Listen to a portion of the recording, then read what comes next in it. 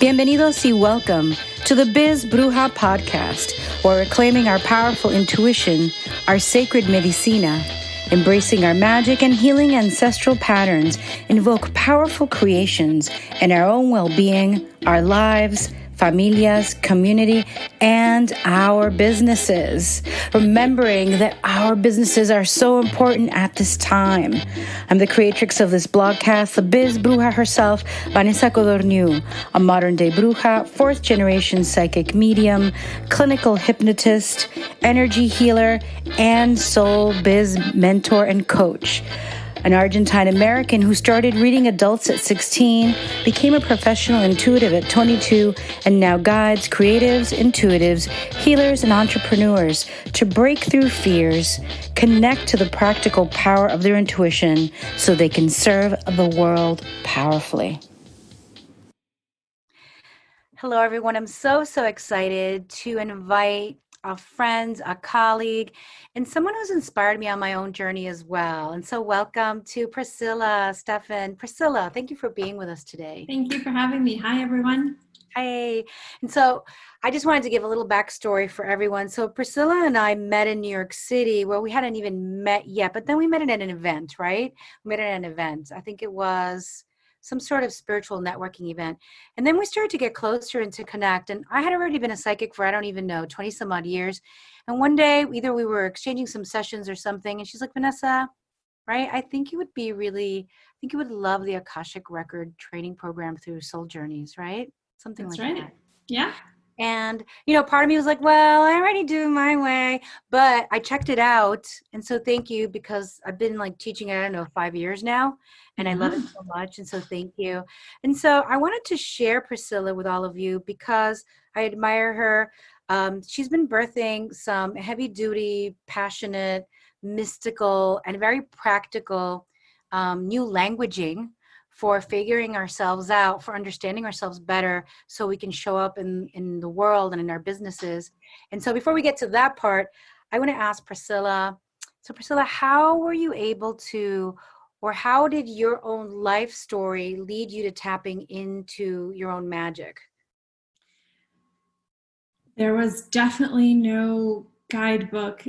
I think it was just spirit-led, honestly, because my life was completely unexpected. I never thought I would be an entrepreneur. Certainly never thought I would be a healer / mystic / Akashic Record person. I didn't even know what that was until maybe seven years ago.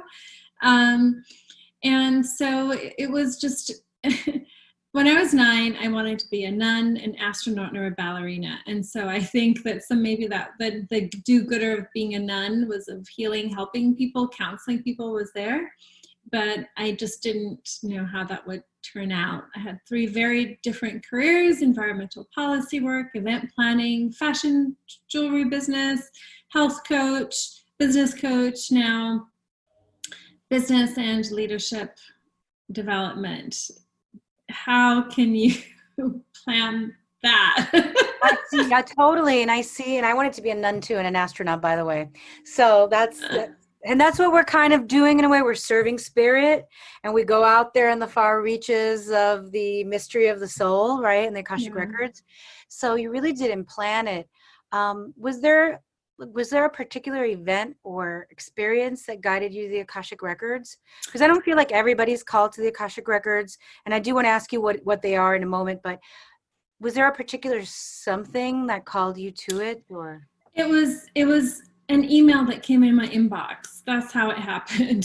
I how people share, cross promote each other. I think it was one of those, and I was a health coach at the time, and never heard of this thing, didn't know what it was, but there was something about the email. It was a program called Heal Your Body Story. And it was a point in my life when I was healing through some trauma. And I knew that it was an energetic change that I needed to undergo. It wasn't going to be talk therapy or anything. And so there was something about it that just spoke to me. And so I called the lady up and I said, look, I think I need to do this. I remember clearly it was $997 for a 5-week program. I said, can I do a payment plan? I did a 3-payment plan.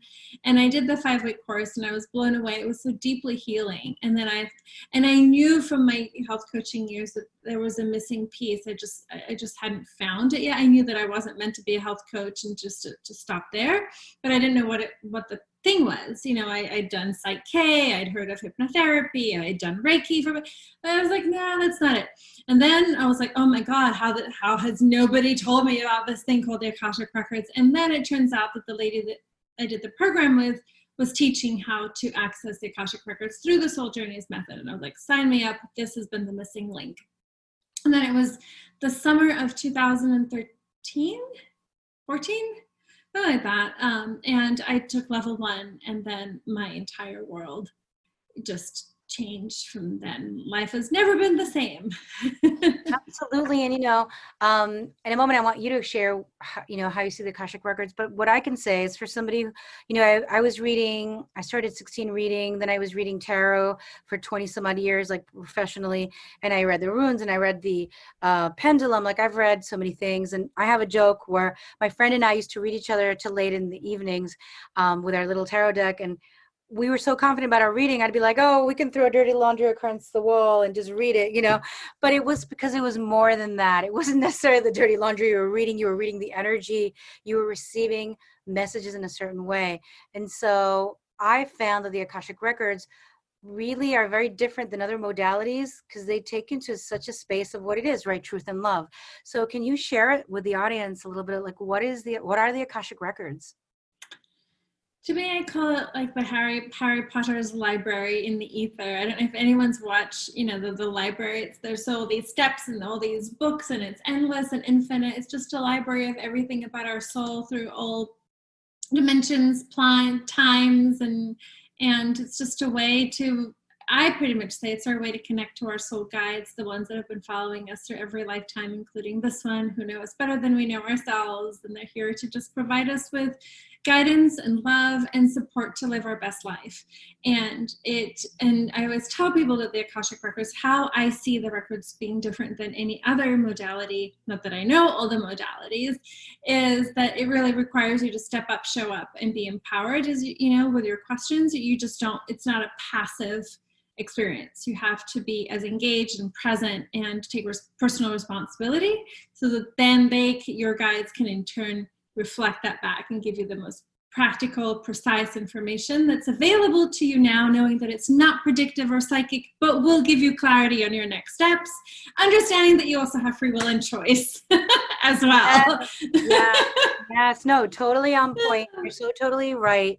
And it is, and I love it. And some of my students, they go through it and then they're calling me, they're telling me something. I'm like, but did you go to the Akashic Record Keepers, And they're like, and I don't think that sometimes they want to they're like, be quiet.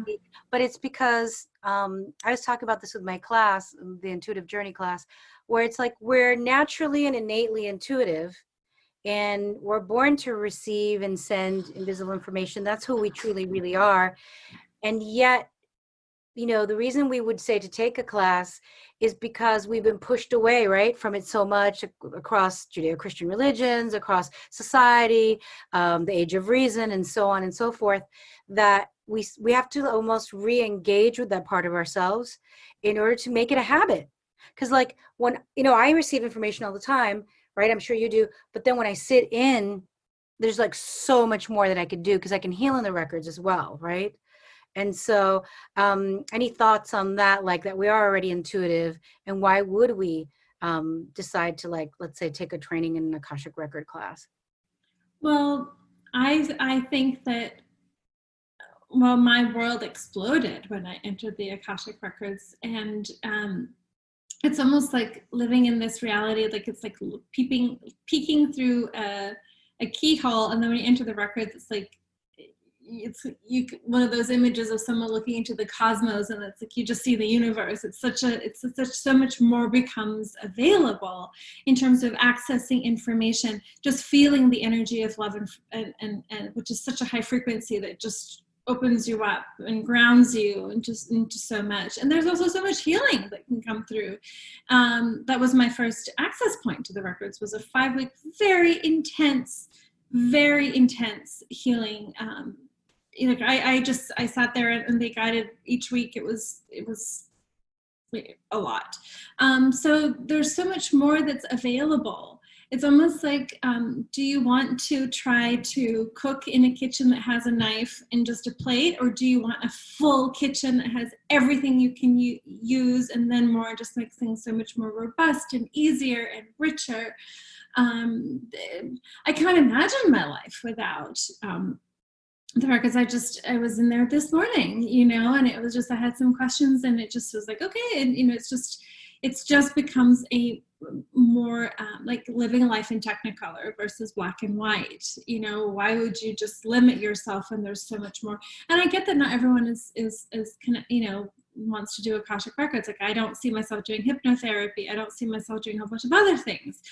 Doesn't mean it's bad. It just doesn't mean it's probably not part of my path. But this it was a slam dunk, you know, and I haven't looked back. And what I have noticed for people that, and I think we're, as individual readers, as we are humans, right? And we have our own tone, style, delivery, and also I would say our sweet spots, right?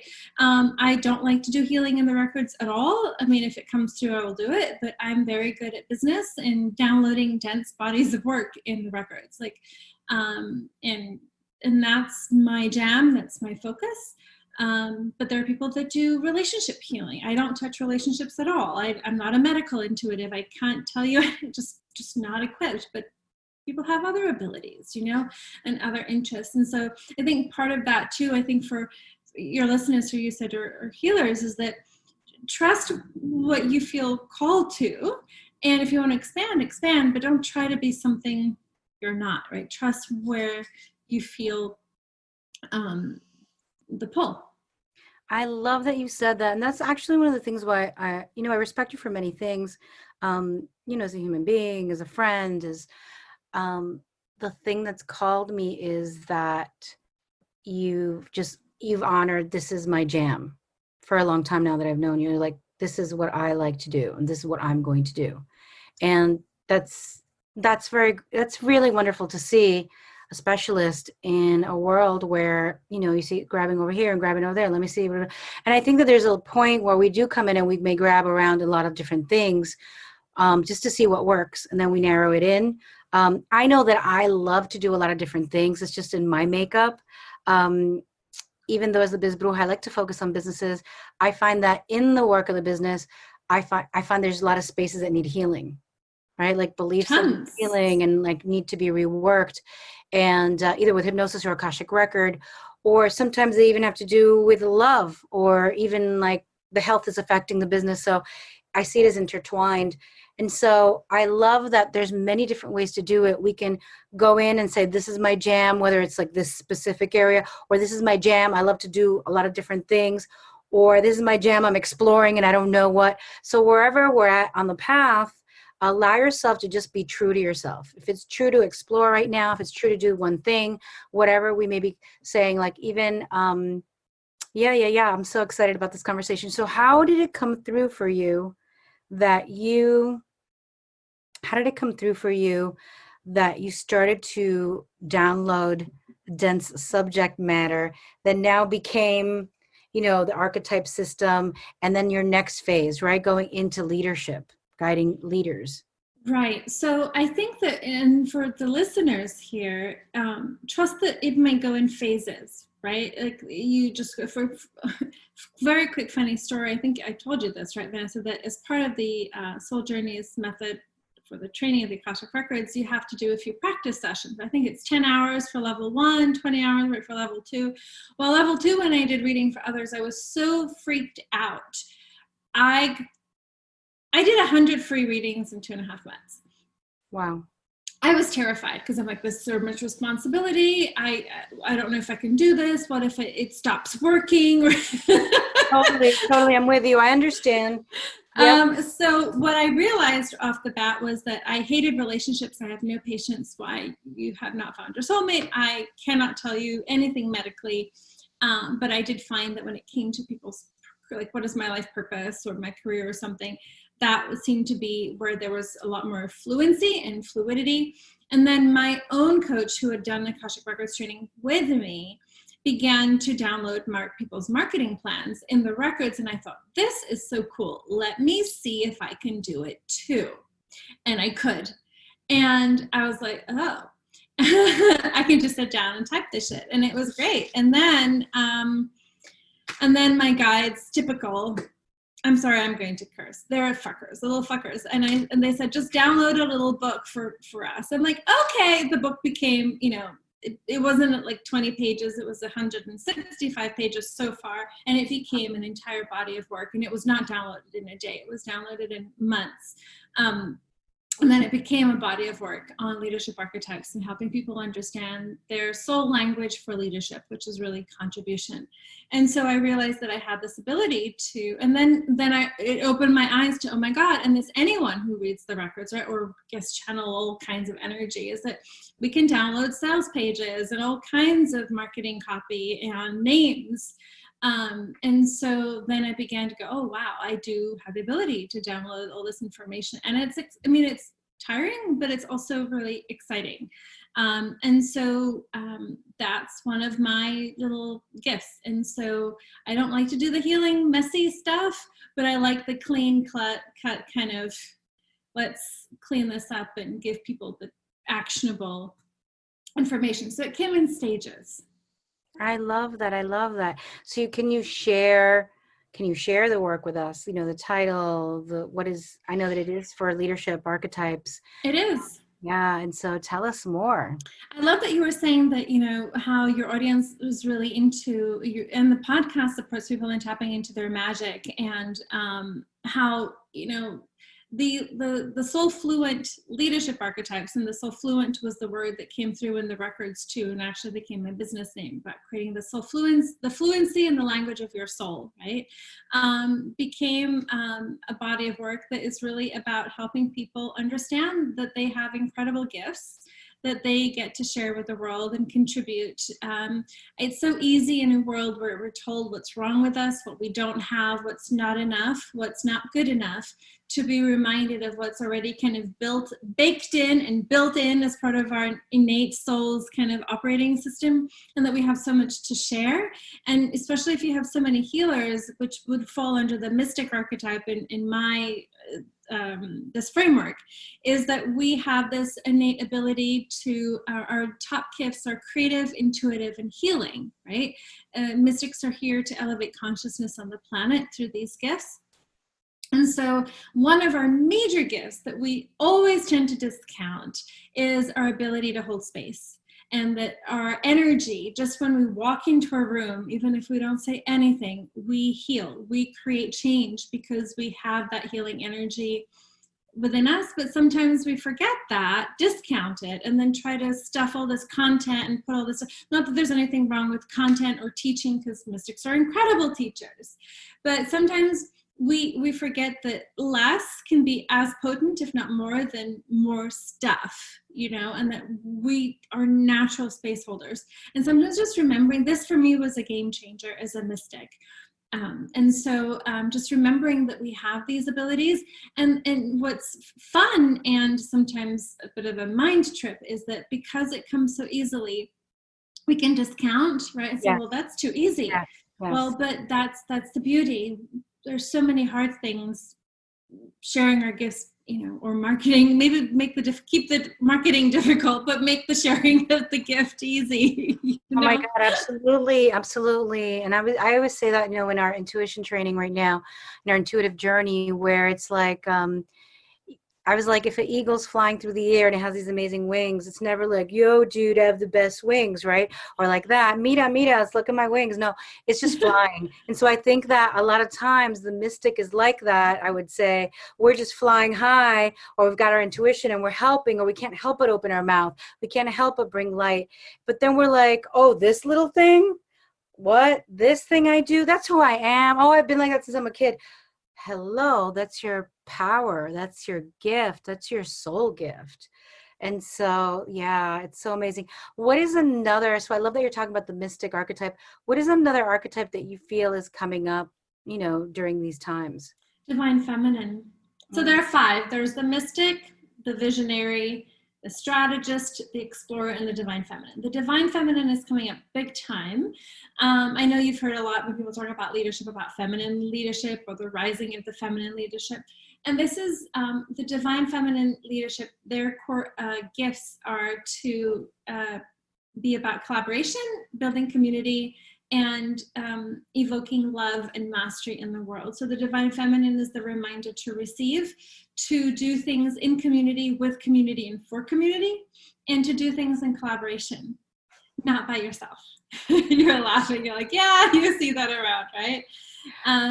And so what this can show up in a business is oftentimes a pull to start a membership community or a community offering in a different way, to invite people to help grow the community instead of being more like the visionary, which can be more like the warrior. I'm alone, I will do it all by myself, and then kaput, right? Yes.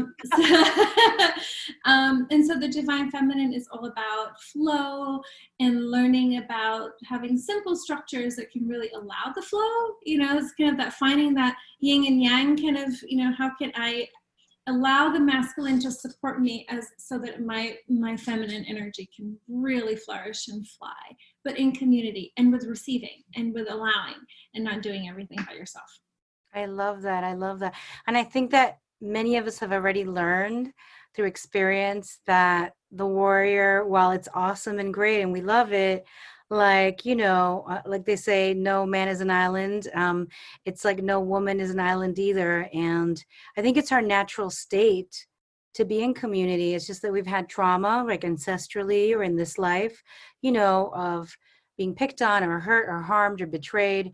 And then we move away from that, or we get scared and we start to focus too much on depending on ourselves. Of course, it depends on the right community, because there are some communities that, right, we talk about cults, they're not really the most supportive or loving. And you were saying that you're the mystic. Can you be more than one archetype? Yes, everyone has it. So when people they can take the quiz if they want. There's a free quiz to take. So the quiz identifies the archetype that you have been leading with up until this point. But archetypes, just like life phases and life change. So, because to me, when I think of an archetype, I think of it as a set of energies, right? Or accessing certain energies, almost like an ecosystem. But, you know, just like, you know, sometimes depending on the plant, if you put it in a lush forest, it works better. And then sometimes it needs a desert, right?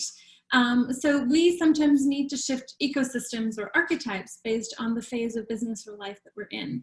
And so, when I do my roundtables, what happens is that we identify in the records the archetype that will move their business vision forward. And sometimes it's actually different from what the quiz identified, because the energy is what needs to lead, and the gifts that need to lead are different from what got them to this point. And so definitely so the archetypes can change. And also we identify the primary, the secondary. The quiz only identifies the primary archetype, but you can identify up to 3 out of the 5. And one kind of like stacks, almost like a layered cake. They stack and support one another. But the dominant archetype is usually the one that leads in the messaging of the business, and also in who you need to be in order to be the steward of the vision, of the message, you know, of the cause that you have. I love that. I love that. So what would you say to like the next generation of healers who are feeling the call, right, to step forward, from your vantage point of having survived having a business online, right? Because it is a survival at to some point till we figure out I would say how to build a business without dying, right? Because it's like, because we can be pushed to that, right? We can be pushed to that where we overwork.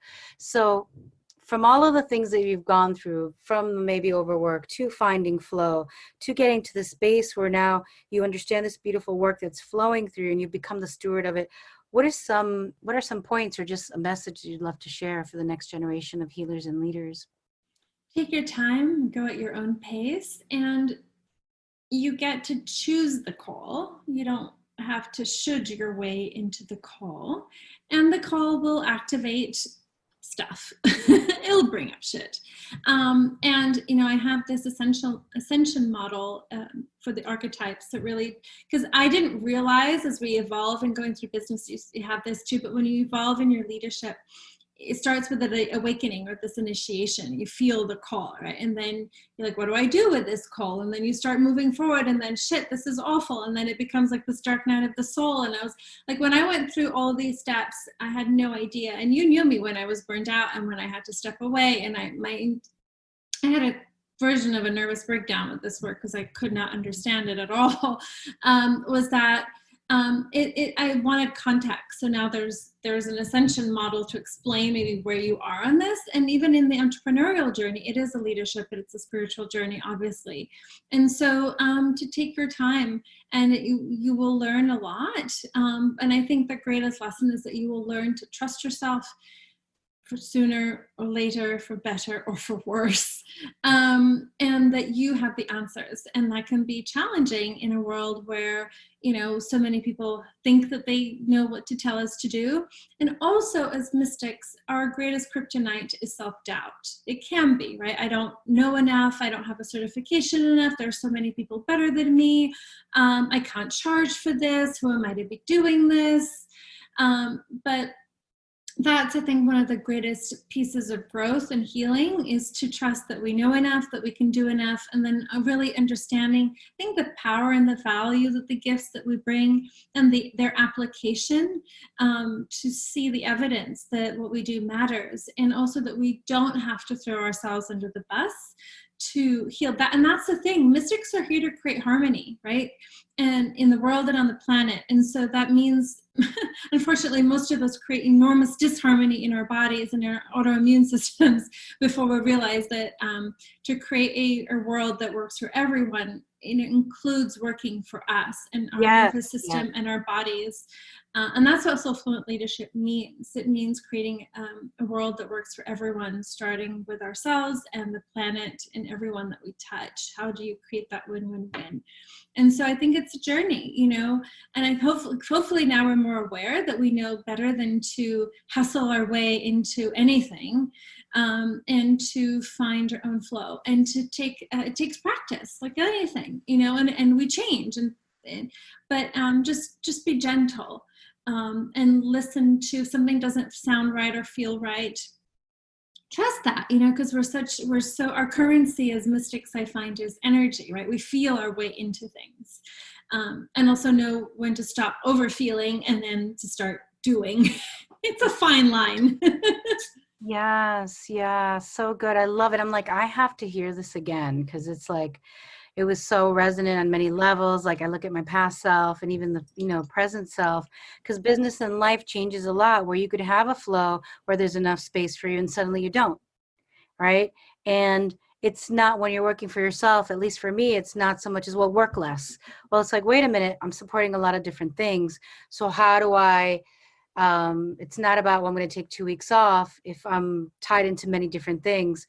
It's also like looking forward and blocking stuff out, and like being mindful as you're booking things for the next year, of not being like, for me, I think I'm superwoman and I could do everything. And I know I can do a lot at the same time. Let's not abuse. No hay que abusar, right? Like my inner self is like, don't abuse it, girl, don't abuse it, you know? And I'm like, okay, let's, you know, backtrack a little. But I love what you said, that because we shift and we change, and we need to create a world that's good, it's harmonious for everyone, including ourselves, because we do forget ourselves in this. When we're thinking, especially as a healer, as a mystic, or about everybody else, well, I want to give them and I want to offer them. I mean, if you're truly rooted in that, that's a tendency, right? Yeah, and also, I mean, confession here is that I think that I would get a high, you know, when I would feel bad about so many things. It's such a high when you can help someone. You feel good about yourself all of a sudden, you know, when you're feeling bad about the marketing, when you're feeling bad about the world, and when you're assimilating all the energy from your spouse, your brother, your mother, your this, the world, and your friend and your neighbor whose dog just died, and you're like, yeah, but look, I can help. I feel better. I have value. And I would see myself, my value or my sense of purpose or meaning in doing that. But it would also go overboard, and because it was not healthy, and it was not met with, you know, I don't know, just a better way of looking add things in the horrible phase of the dark nights of the soul, of the ascension of like really new level leadership, is identity crisis. Who am I if I'm not this? Who am I if I don't do, if I'm not the mother, the sister, the body of work person, the leadership person, the coach, the healer? And I think there comes a point where, as much as we dive into it and want to assimilate and take it all in and share the greatness that we have, can we equally just step back and say, I'm okay if I'm not this too. I transcend this, right? I'm a soul. I'm something bigger than this. I love doing this. I want to choose to do this, and I'm okay if for some reason I don't, or like it's about not needing it, but choosing it and being okay with what is, and I'm getting so many chills because you're speaking to something. I had a training a couple of months ago, and I heard somebody said something like, my life is not my own. And I'm like, oh no, girl, pull back. Your life is your own. You get to choose. And that's a very old martyr mystic model of, I must listen to spirit and be carried wherever I go. Right. And I've been there myself, like the real drama, like in the 1940s and all that, when you're looking off dramatically off the screen, looking into the sun and La Luna or whatever, and you're like, Dios mío. And it's just like really dramatic. And I make fun of it, but I've been there. And I love what you said. You made a confession, like I've been there too, where I'm thinking back of when I was there, and it was really like, I was very, very ill. So it was about 5 years ago. I was very ill. I was living in New York City. I had to support myself. And no roommates, no partner. It was me. And I had classes already sold out. I had things to show up. And it was so hard. And in my thing, but there wasn't really a way to like not do it, because things still had to, at that point, I wasn't working the way I am now. Like now I work in a way where I could say, well, if I have to take 2 months off, 3 months, I can. I don't want to. But back then it wasn't that way. And I remember I was so ill. And I was also, I had just had a breakup. I was alone. And it was like really not feeling great and being alone, right? My family didn't live near me. I couldn't go out with my friends. So my friends loved me, but I wasn't out with them. And it was just like another layer of the dark night of the soul, where I'm laying there on the wooden floor of my old apartment, like suffering, like crying and sobbing, and just, I was like, I deny this, God, universe, dramatic style, like your cat did before, all dramatic laid out. I was just like, I cannot have incarnated in this life to just serve others. Like, I cannot have done that, because I felt so bad about, just like, I was like, I don't have a partner. I don't have my health right now. Oh my God. And at that moment where I was just like, I'm done, I really think I broke some sort of soul agreement where I was like, I am done, universe. This is a co-creation. I know I'm here to finish soul agreements from a past life where I didn't get to finish because they kept killing me. Okay. I get it. I've been burned many times, and whatever else happened to me, regarding being a witch or being a healer or being someone who spoke out or differently than the church or Judeo-Christian religion. At the same time, that's when everything shifted. I was like, no. Hasta aquí llegamos. As my mom used to say, is like, we were here to this point. That's it. And that's when I was like, I have to figure out a way. And even though I would say that right now there is a lot going on, hiring people to come in and help, making sure you take walks with your partner, having a love in your life. And so I can say that it's true. And I love that you brought it up. So everybody who's listening, if you're a mystic type, and you might be, if you're listening to this podcast, whatever is the job that you're doing, you're a healer showing up to serve in some way, shape, or form. You're in some way connected to your spirit. You're intuitive. You're creative, as you said. Just pay attention that it's not just service. It's an archaic model. It never worked then, and it doesn't work now. So, yes. Yeah, and it's an opportunity to look at where can you add more richness to your life and meaning that expands beyond the work. The work is not you. You are not just work. You are a multifaceted being, making sure that the other levers in your life, love, health, well-being, spirit, fun, friends, hobbies, are activated as well. Thank you. I love that. Yes, balance. Thank you, Priscilla, so much for all your wisdom, for your experience. And where can we find you if people want to reach out to you?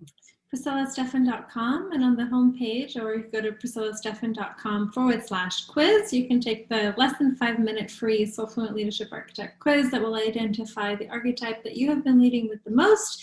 And if you opt in, you'll get a free archetype, mini guide to give you some insights in yourself. And I'd love to. If people want to check that out, that's available. Thank you, Priscilla. Thank you, everyone. Gracias todos. And I'll put all the links in so we can connect with Priscilla. Thank you so much for sharing your journey with us. Much love. Bye.